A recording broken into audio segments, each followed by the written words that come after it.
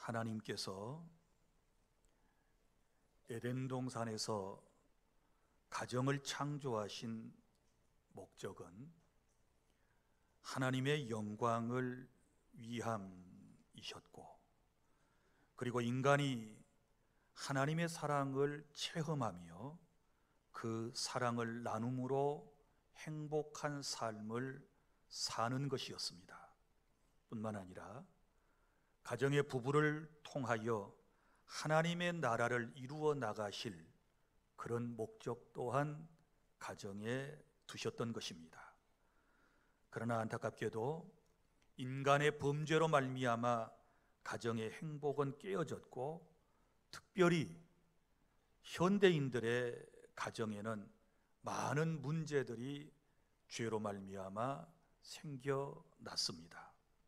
사랑하는 여러분, 오늘 우리들이 살아가는 가정의 문제는 무엇이라고 생각하십니까? 여러 가지 문제가 있겠지만 그 우선적 문제는 바로 소통의 부족, 대화의 부족이라고 말할 수 있을 것입니다. 행복한 가정을 위해서는 가족 공동체 구성원 간의 대화가 충분히 있어야 하는데도 불구하고 오늘날 현대인의 가정에는 대화가 끊기고 말았습니다. 특별히 부부간에는 상대방의 입장을 이해하고 서로 존중하며 소중히 여기지 않으므로 불화가 계속되고 있고, 그리고 이혼 가정이 늘어가고만 있는 것입니다. 뿐만 아니라 부모와 자식 간의 갈등이 현대인의 가정 안에 있고, 그리고 또한 여기에 경제적인 어려움까지 우리의 가정은 몸살을 겪고 있는 것입니다.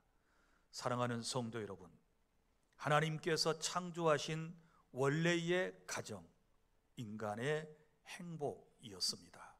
어떻게 하면 다시 우리의 가정이 이러한 하나님께서 우리에게 주시기를 원하는 행복을 회복할 수 있을까요? 그래서 행복한 가정을 만들기 위해서 오늘 저와 여러분은 하나님의 말씀을 경청해야 하는 것입니다. 첫째는 행복한 가정을 이루기 위해서 하나님을 경외하며 그 말씀대로 살아가시기를 바랍니다. 1절 말씀을 다 함께 낭독합니다. 시작. 여호와를 경외하며 그의 길을 걷는 자마다 복이 있도다. 아멘. 여기 두 가지를 말씀을 했습니다. 먼저는 여호와를 경외하며 라고 말씀을 했는데, 하나님을 경외한다는 말은 두렵고 떨림으로 하나님을 사랑하며 예배하는 것을 의미하는 것입니다. 사랑하는 여러분, 행복한 가정을 만들기 위해서 맨 먼저 우리가 해야 할 것은 바로 하나님을 경외하는 것입니다. 너희는 먼저 그의 나라와 그의 의를 구하라. 그리하면 이 모든 것을 너희에게 더하시리라고 우리 주님께서 말씀해 주셨지 않았습니까? 인간이 행복을 진실로 원한다면 삶의 우선순위가 무엇인지를 알고 그 우선순위를 따라 살아가야 하는데, 그 첫 번째 우선순위가 바로 하나님을 경외하는 것입니다. 사랑하는 성도 여러분, 우리가 이미 가정을 가지신 분들은 경험을 하는 바이시겠지만, 행복한 가정, 특별히 행복한 부부가 되려면 어떻게 해야 될까요? 먼저는 세 가지의 조화가 있어야 된다고 말하지 않습니까? 그 첫 번째 조화가 뭐냐 그러면 영적인 조화가 있어야 하는 것입니다. 무슨 얘기인가 하면 사람이라고 하는 존재는 영혼을 가지고 있습니다. 여러분 보십시오. 우리는 감사하게도 하나님을 믿고 예수 그리스도 안에서 믿음의 삶을 살아가고 있습니다. 저와 여러분 안에는 이미 성령께서 와 계시고 그 성령께서 우리의 삶을 주장하고 계심을 믿으시기를 바랍니다. 행복한 부부가 되려면 모든 가족 구성원들과 함께, 그리고 부부의 신앙이 같아야 한다라고 하는 말입니다. 여러분, 아내는 기독교 신앙을 가졌고 또 예를 들어서 가족 다른 사람들, 남편이나 다른 사람들은 다른 종교를 가지고 있다면 어떻게 행복한 가정, 행복한 부부가 될 수 있겠습니까? 영이 다른데. 그래서 먼저 영혼의 조화, 영적인 조화, 신앙이 하나 되는 그런 가정이 될 때 행복한 가정이 될 수 있는 것이고, 그 다음에는 육체적 조화가 있어야 되지 않겠습니까? 육체적 조화라고 하는 것은 사람은 육을 가지고 살기 때문에 어떤 정신적인 것만 가지고 부부 생활은 힘들어요. 육체에 끌림이 있어야 되지요. 바라보면 끌림이 있어야 서로 살아갈 수가 있는 것 아니겠습니까? 그래서 육체적 끌림이 상호간에 있어야 하는 것이고, 그리고 또 하나의 조화로움이 필요한데 그것은 바로 목적하는 바가, 추구하는 바가 같아야 한다. 또 다른 말로 얘기하면 취미가 같아야 한다라고 하는 것이지요. 여러분, 남편은 바다를 좋아하고 아내는 산을 좋아하면 어떻게 되겠습니까? 남편은 핸드폰을 좋아하고 아내는 책을 좋아하면 어떻게 되겠습니까? 물론 각자의 취미와 그리고 추구하는 바가 다를 수 있지만, 그럼에도 불구하고 행복한 가정을 만들어가기 위해서는 바로 취미 생활도 서로가 추구하는 것도 어느 정도 맞아떨어지게 되었을 때 행복한 부부가 될 수 있는 것 아니겠습니까? 이 세 가지 조화 가운데 가장 우선순위가 되는 것이 바로 믿음의 가정을 꾸리는 것입니다. 하나님을 경외할 때에 그 가정이 행복한 가정이 된다는 것을 성경은 우리에게 선언하고 있다라고 하는 사실을 믿으시기를 바랍니다. 그래서 어찌하든지 5월 가정의 달을 맞이하여 여러분 가족 구성원 모두가 다 그리스도 안에서 행복한 믿음의 공동체가 될 수 있기를 바랍니다. 여러분, 행복한 공동체를 꾸려나가기 위해서 돈만 많이 모으면 될까요? 세상적으로 성공만 하면 될까요? 높은 지위를 가지면 될까요? 그것만 가지고는 안 됩니다. 우리는 하나님의 피조물이고, 그리고 우리는 그리스도인들이기 때문에 늘 하나님을 경외하는 데서부터 인간의 행복이 시작된다는 것을 절대로 잊어서는 안 될 것입니다. 그리고 또한 여기 하나님을 경외하고 그 뒤에 뭐라고 말씀을 하고 있습니까? 그의 길을 걷는 자마다 복이 있도다. 그의 길을 걷는다. 이 말이 무슨 말일까요? 구원받은 성도는 하나님의 말씀대로 살아야 돼요. 하나님께서 우리에게 명령하신 대로 우리가 살아가는 것입니다. 그럴 때 우리에게는 행복이 있고 우리의 삶은 형통할 수 있는 것이고 우리의 삶은 궁극적으로 하나님께 영광을 돌리게 될 줄로 믿으시기를 바랍니다. 자신이 원하는 삶의 방식을 버리고, 그리고 그릇된 습관도 버리고, 거룩하신 하나님이 원하시는 삶, 그분의 말씀과 그분의 법도를 따라 인간이 살아갈 때 진정한 행복이 있는 줄 믿으시기를 바랍니다. 자기 고집 따라 살아가면 절대로 행복할 수 없습니다. 자기의 습관 따라 살아가면 절대로 인생에게, 그 가정에 행복이 임할 수가 없는 것입니다. 그래서 오늘 주신 말씀 첫 번째, 우리가 하나님을 경외하며 그의 말씀대로 따라 살 때 진정한 행복의 가정이 될 수 있음을 꼭 여러분이 마음에 명심해 주시기를 바랍니다. 그리고 둘째로 2절입니다. 근면과 성실함으로 부지런히 일하시기를 바랍니다. 2절 다 함께 시작. 내가 내 손이 수고한 대로 먹을 것이라 내가 복되고 형통하리로다. 아멘. 여러분, 하나님을 섬기며 하나님을 의지하며 믿음으로 산다라고 하는 사람은 절대로 게을러서는 안 되는 것입니다. 우리 그리스도 안에서 구원받은 성도는 그 어떤 사람들보다도 성실한 마음을 가지고 최선을 다하여 열심히 살아가는 모습이 되어야만 하는 것입니다. 여러분, 우리가 예수 믿고 가만히 있어도 모든 문제가 다 해결되고 하나님께서 우리의 배를 채워주시는가요? 그렇지 않습니다. 오늘 성경을 보십시오. 내 손이 수고한 대로 먹을 것이다. 그러니까 열심히 수고해서 그 얻은 것을 우리가 먹고 누려야 한다라고 하는 것을 하나님께서는 우리에게 말씀해 주셨음을 믿으시기를 바랍니다. 갈라디아서 6장 7절, 사람이 무엇으로 심든지 그대로 거두리라. 심어야 거두는 것입니다. 심는 것 없이, 가꾸는 것 없이 거둘 수가 없는 것이지요. 그런데 오늘날 많은 사람들이 심지도 아니하고 가꾸지도 아니하고 거두려고만 하는 이런 잘못된 마음을 가지고 있는 것을 볼 수 있습니다. 사랑하는 여러분, 열심히 땀을 흘려서 일을 해야만 하는 것입니다. 그럴 때 하나님께서 저와 여러분에게 수고의 대가를 주실 줄로 믿으시기를 바랍니다.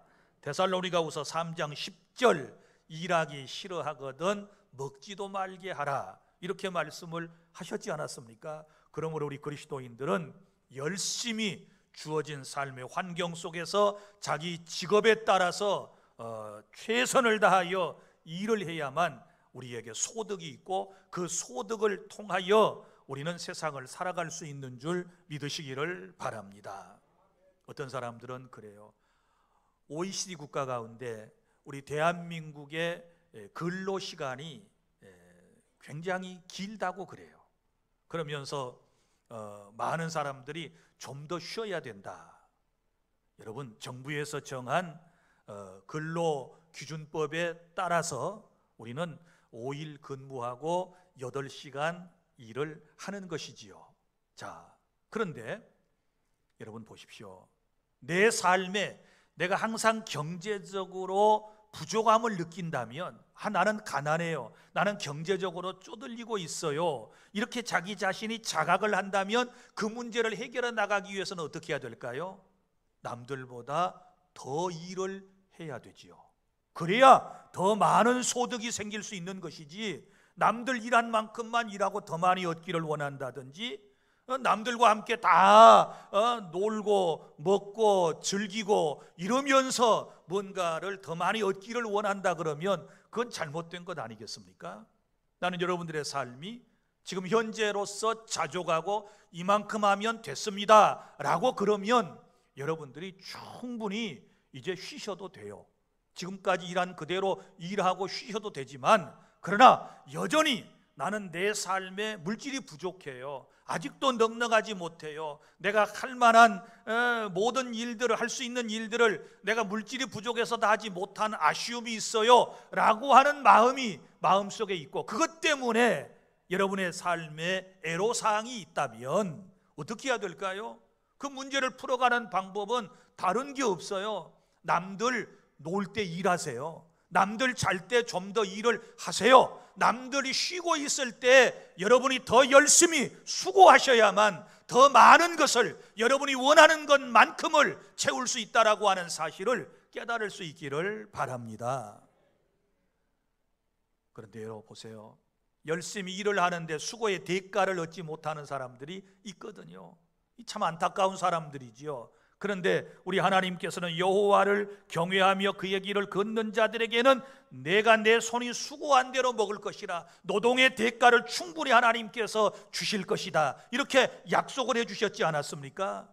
그러므로 행복한 가정을 여러분이 진정으로 꿈꾸신다면 죄송하지만 조금 더 열심히 부지런히 성실하게 여러분이 일을 하셔야만 되는 것입니다. 노동은 신성한 것입니다. 여러분, 근로라고 하는 것은 하나님의 은혜 가운데 우리가 기쁨으로 해야 할 우리의 몫이고, 그것을 통하여 우리는 우리의 삶에 필요한 것들을 제공받도록 하나님께서 허락하셨다는 사실 또한 여러분이 기억해 주시기를 바랍니다.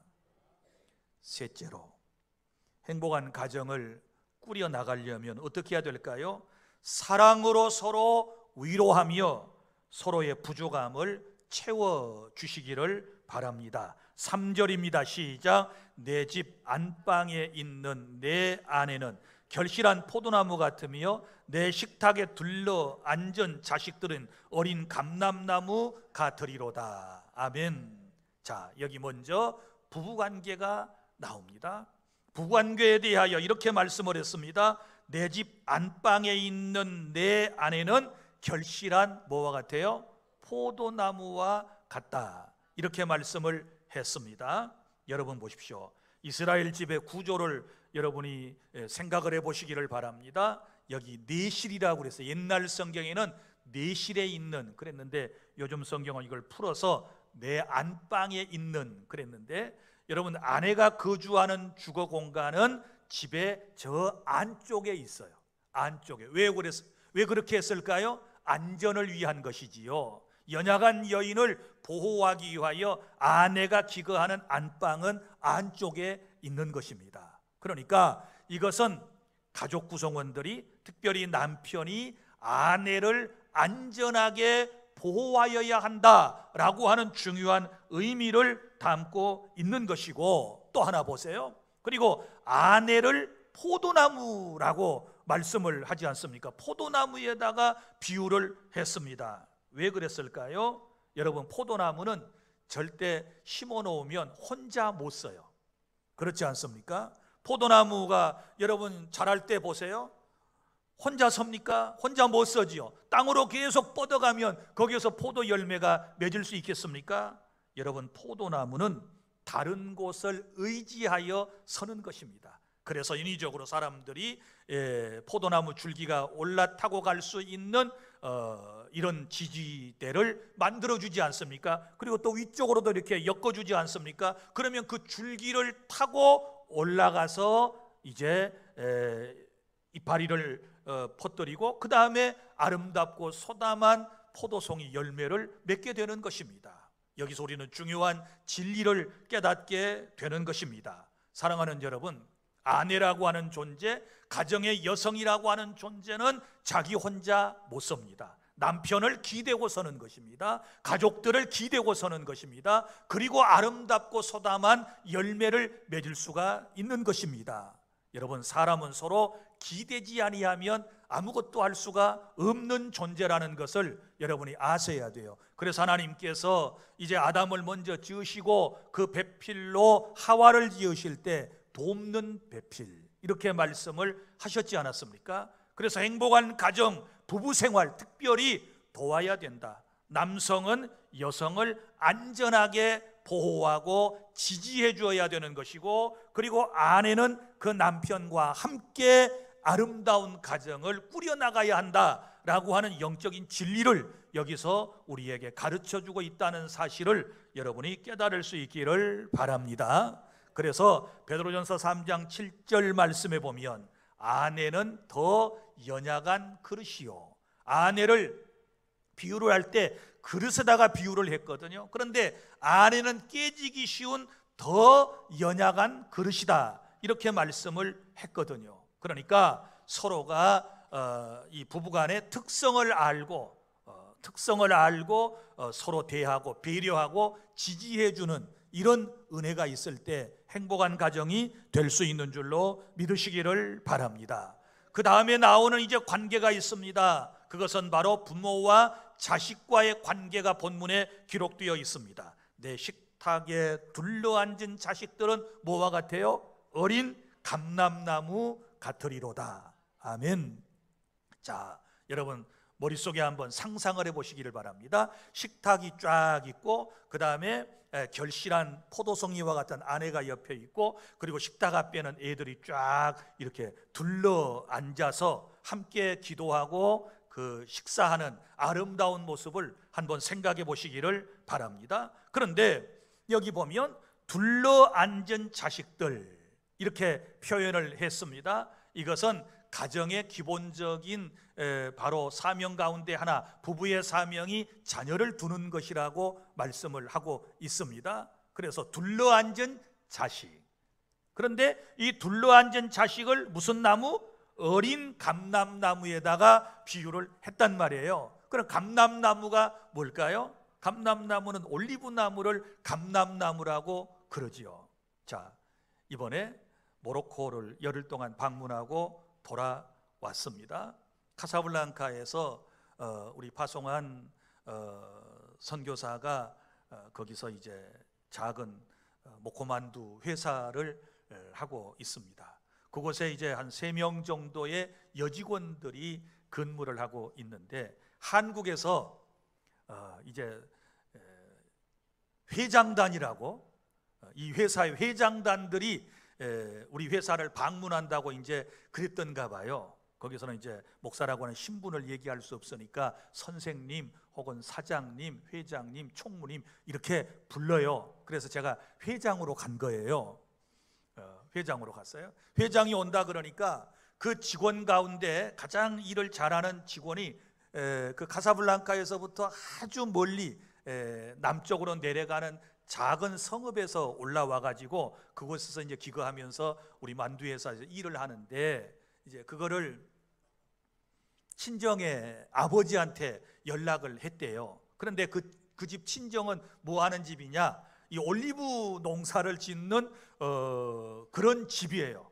올리브 나무가 엄청나게 많대요. 그런데 거기 83살 되신 아버지가 그 농사를 하시는데, 이제 자기 딸이 다니는 회사의 회장님이 한국에서 오신다고 그러니까 손수 올리브를 따가지고, 열매를 따가지고 이것을 짰어요. 맷돌에 돌려서 짜가지고 병에다가 가득 담아가지고 그 먼 길을 버스를 타고 갈아타고 해가지고 거기까지 오신 거예요.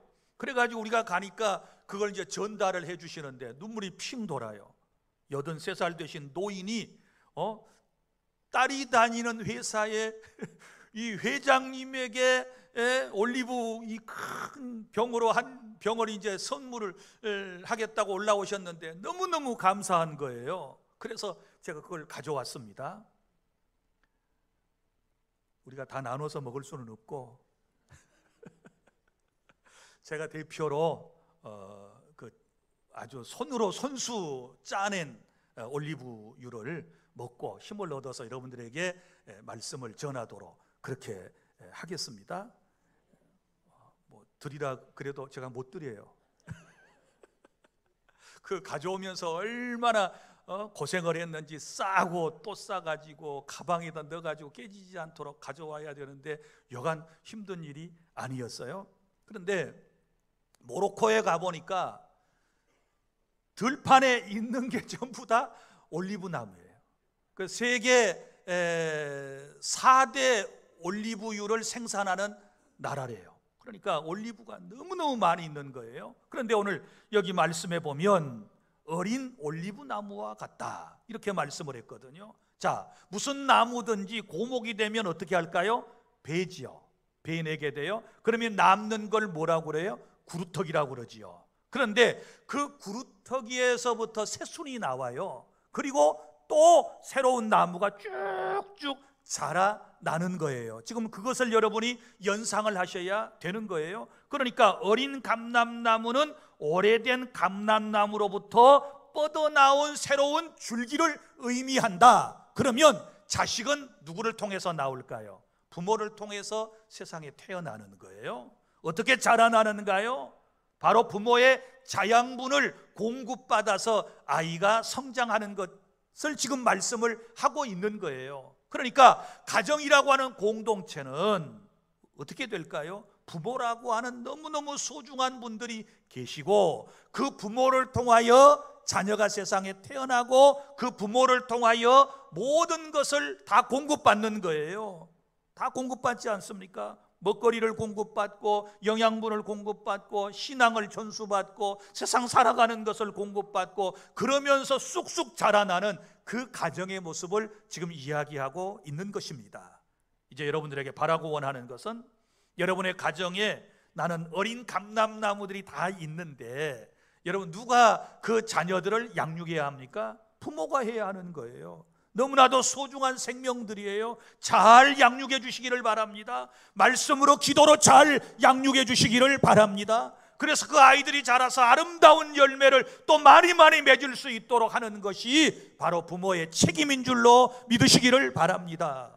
그래서 아이가 자라서 열매를 맺기까지는 부모가 해야 할 몫이 참 많은 거예요. 그런데 이제 세월이 지나서 어린 감람나무가 쑥쑥 자랐단 말이에요. 그러면 이제는 자식이 부모에게 해야 할 일이 또 있는 거예요. 그러면 이제 자식이 부모에게 해야 할 일은 뭘까요? 효도이지요. 에베소서 6장 1절부터 2절에 보면 내 부모를 공경하라.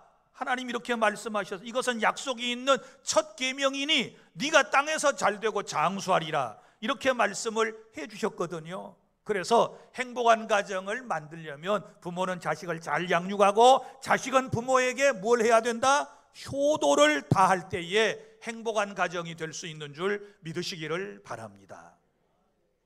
내일이 어버이날입니다. 그런데 우리가 오늘 좀 먼저 카네이션을 찾는데, 자, 카네이션 교체를 좀 해야 되겠어요. 이게 너무 무거워가지고 심플한 것으로 이렇게 이제 바꿔 찾습니다. 이건 아침에 우리 학생들하고 청대부가 달아준 거고, 이거는 용해 주안교회 갔더니 그 식구들이 달아준 거예요. 너무 예뻐요, 그죠? 그리고 아까 물어봤더니 반응이 너무 좋대요. 그전에는 카네이션을 달아주면 안 찰라고 막 도망 다녔는데 이번에는 사무실로 막 찾으러 온대요. 네, 왜 그런가 그랬더니 어버이 은혜 감사합니다는 리본이 없어. 옛날에는 그 리본이 좀 촌스러웠나 봐. 그리고 부담이 됐나 봐. 그런데 이것만 딱 차니까 이거 어버이날 아닌 때도 이렇게 차고 다니면 예쁜 브로치처럼 예쁠 것 같아요. 그래서 막 이 젊은 사람들도 들어와가지고 이거 없냐고 내가 있을 때도 물어보더라고요. 멋있죠? 고마워요. 원래 카네이션은 돌아가신 어머님을 그리워하던 딸이 이걸 먼저 찼어요.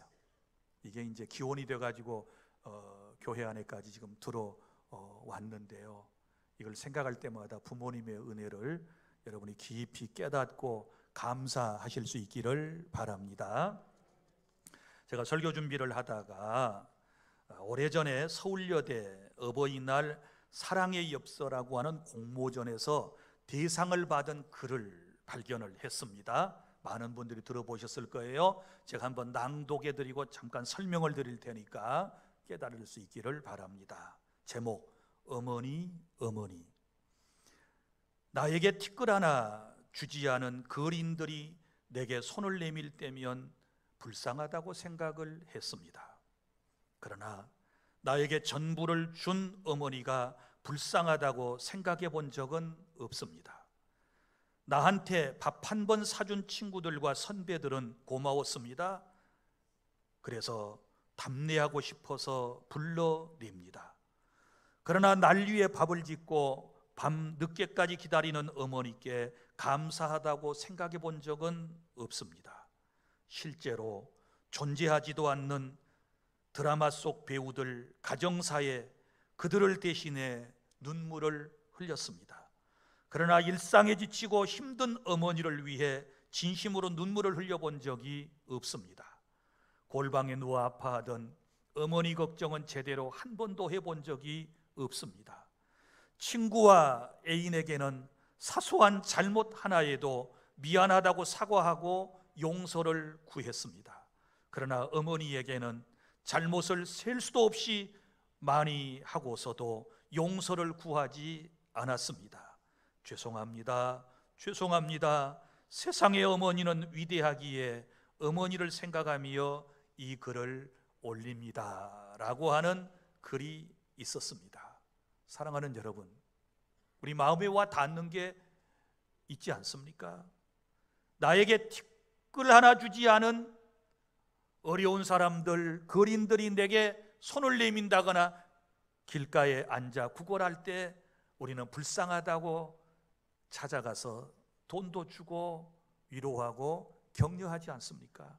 그런데 나를 낳아서 나에게 전부를 준 그 어머니에게, 그 부모에게 감사하다고 생각해 본 적이 있었습니까?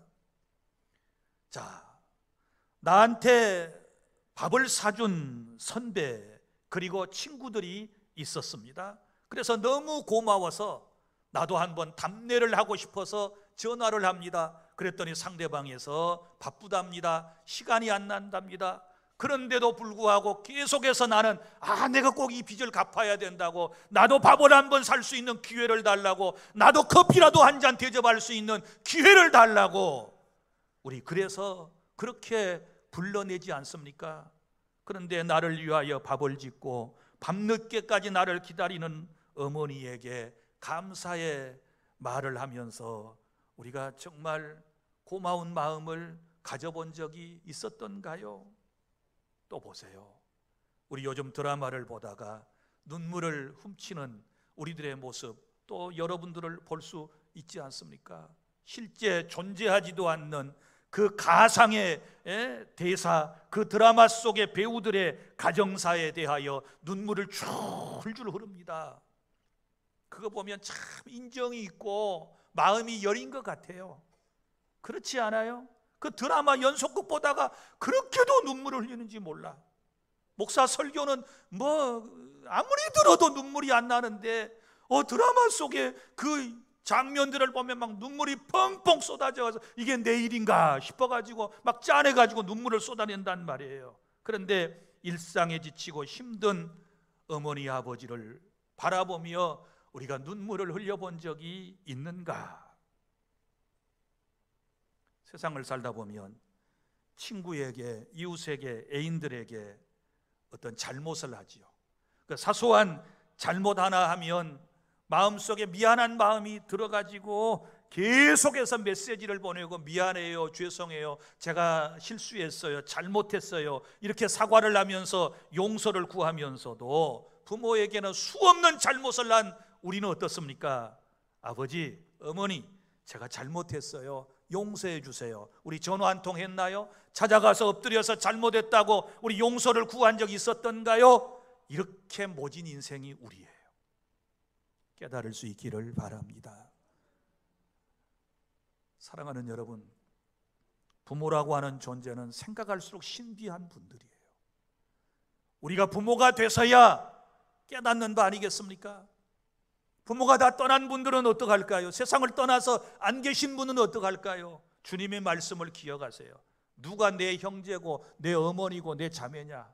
바로 예수 안에 믿음을 가진 사람이 바로 다 네 어머니요, 네 아버지요, 네 형제요, 네 자매라, 이렇게 말씀을 하셨으니 세상의 모든 사람이 내 어머니요, 아버지와 같다는 사실을 기억하고 우리가 섬길 줄 아는 그런 마음을 가져야 될 줄 믿으시기를 바랍니다.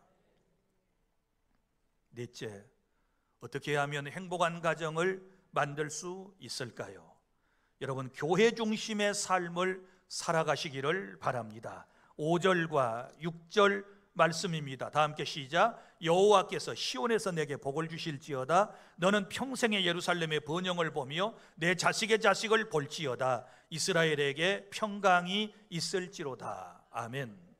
제가 교회 중심이라고 그러니까 교회 안에서만 살아야 된다, 그렇게 여러분이 생각하셔서는 안 됩니다. 교회 중심이라고 하는 말은 하나님 중심으로 세상을 살고 세상에 나가서는 빛과 소금의 사명을 잘 감당해야 될 줄로 믿으시기를 바랍니다. 자, 왜 우리가 교회 중심의 삶을 살아야 할까요? 먼저는 시온에서 내게 복을 주신다라고 약속을 하셨기 때문입니다. 5절에 보면 여호와께서 시온에서 내게 복을 주실지어다. 시온이 의미하는 바가 뭘까요? 시온은 예루살렘을 둘러싸고 있는 이 산들을 시온이라고 그러고 시온산이라고 그러고 그 안에 또 시온성이 있고 우리가 하나님이 함께 하시는 곳을 구약에서는 시온이라고 이렇게 부르고 있는 것입니다. 그러니까 신앙과 정치의 중심지가 바로 시온이다라고 하는 것입니다. 하나님의 임재를 상징하는 처소를 말할 때 시온이라고 말하고 있는데, 여기 문자적으로 말할 때는, 지형적으로 말할 때는 아브라함이 독자들 이삭을 번제 제물로 바쳤던 곳을 모리아산 정상이라고 그러는데 그곳이 바로 시온산입니다. 그리고 다윗이 오르날의 타작마당에서 하나님의 진노를 멈추게 하고자 제사를 드린 곳이 바로 그 땅이고, 그리고 그 땅을 이제 다윗이 돈 주고 사지요. 그리고는 그 땅을 성전의 터전으로 삼고 그 아들 솔로몬이 거기에 성전을 세웠던 곳, 그것을 바로 시온이라고 불렀던 것입니다. 사랑하는 여러분, 오늘날 이 시온이 의미하는 바는 무엇일까요? 하나님께서 어디든지 계시지만 특별히 여호와의 이름을 두시려고 정하신, 구약에서는 성전, 성소, 성막, 그리고 신약에서는 교회인 줄로 믿으시기를 바랍니다. 우리 하나님께서는 저와 여러분에게 복을 주실 때 교회를 통하여 복을 허락하신다는 사실을 믿으시기를 바랍니다. 그래서 교회를 복의 통로라고 말하지 않습니까? 여러분, 상수원에서 이 수돗물을 각 가정으로 공급하려면 송수관이 필요하지요. 파이프라인이 필요한 것입니다. 그것을 통하여 우리에게 물이 공급되듯이 하나님께서 우리에게 복을 주실 때 교회라고 하는 통로를 통하여 우리에게 복을 허락하신다는 사실을 기억하시기를 바랍니다. 그러므로 교회를 사랑해야 되고, 그래서 교회 중심으로 신앙생활을 하고 세상에 나가서 우리는 소금과 빛의 사명을 잘 감당해내야 될 줄로 믿으시기를 바랍니다. 오늘 본문은 세 가지를 우리에게 약속을 하고 있는데, 먼저는 번영의 복을 말씀을 하고 있습니다. 5절 중반전에 너는 평생에 예루살렘의 번영을 보며, 번영에 대한 약속을 주셨습니다. 우리 하나님께서는 행복한 가정에 어떤 복을 주실까요? 번영의 복을 주신다. 하나님의 은혜 가운데 지경을 넓혀주시고 하나님의 은혜 가운데 모든 것이 점점 더 나아지는 그런 은혜를 허락해 주실 줄 믿으시기를 바랍니다. 그리고 두 번째 복은 6절에 내 자식의 자식을 볼지어다. 이것은 후손의 후대에 하나님께서 복을 주시겠다고 하는 약속의 말씀인 것입니다. 어떤 가정이 복된 가정일까요? 나뿐만 아니라 자손의 자손이 계속해서 잘 돼가는 것 또한 큰 하나님의 은총인 줄로 믿으시기를 바랍니다. 그리고 세 번째, 어떤 복을 약속하셨습니까? 이스라엘의 평강이 있을지로다. 평강에 대한 하나님께서 복을 약속하셨습니다. 여러분, 이 복이 왜 필요한 줄 아십니까? 아무리 좋은 집에 살고 아무리 아름다운 의복을 걸치고 좋은 음식을 먹고 산다 할지라도 여러분, 마음속에 평강이 없으면 그것은 복이 아닌 것입니다. 날마다 마음이 불안하고 걱정과 염려로 가득 차 있다면, 두려움이 항상 엄습해 온다면 어떻게 그런 삶을 행복하다라고 말할 수 있겠습니까? 사랑하는 성도 여러분, 나는 이 시간 여러분들에게 말합니다. 여러분들에게, 여러분의 가정에 항상 평화가 함께 하시기를 바랍니다. 평강이 넘칠 수 있기를 바랍니다. 사랑의 공동체가 되시기를 바랍니다. 이제 말씀을 정리하고 맺겠습니다. 사랑하는 성도 여러분, 하나님께서 우리에게 원하시는 것은 행복한 가정입니다. 어떻게 행복한 가정을 만들어갈 수 있을까요? 첫 번째는 하나님을 경외하고 그 말씀대로 살아가시기를 바랍니다. 그리고 두 번째는 근면과 성실함으로 열심히 일하시기를 바랍니다. 그리고 세 번째는 사랑으로 서로를 위해 부족함을 채워주며 격려하고 살아가시기를 바랍니다. 그리고 네 번째는 하나님이 기뻐하시는 교회 중심으로 살아가면서 여러분들이 번영과 그리고 후손의 복과 평강의 복을 이제부터 받아 누리는 우리 주 안의 모든 성도 여러분들이 다 되시기를 바랍니다. 기도하겠습니다.